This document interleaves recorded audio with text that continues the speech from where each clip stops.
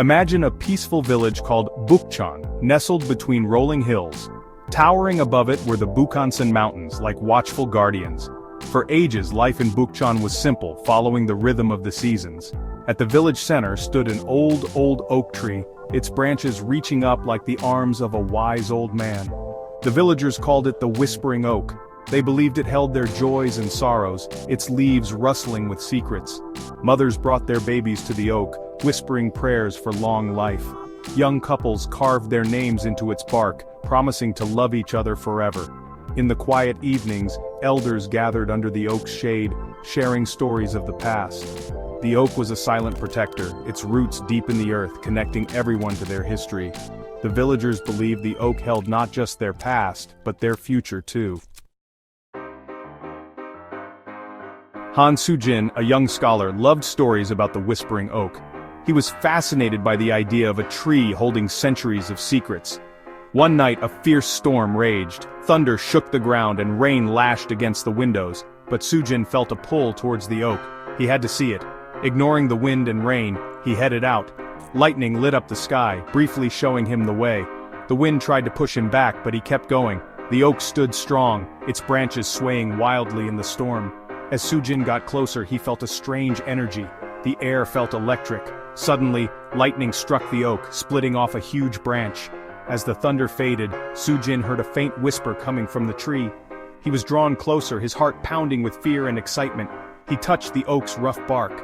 The whispers grew louder, clearer, until they formed words. The oak's voice, old and mysterious, filled Soo-jin's mind with images and feelings from a distant past. It told the story of Seol-hwa, a young woman known for her beauty, intelligence, and loyalty to the king. The oak revealed that Seol-hwa had discovered a dangerous plot to overthrow the king. A group of greedy officials led by the cunning minister Choi were secretly gathering power. Seol-hwa, wanting to do what was right, tried to warn the king, but Minister Choi was a master of lies. He made the king believe that Seol-hwa was the dangerous one. The king, tricked by Choi's lies, ignored Seol-hwa's warnings. Minister Choi then accused Seol-hwa of treason. He made up evidence and turned everyone against her. Seol-hwa was stripped of her position and thrown in prison. The king, believing Choi's lies, ordered her death.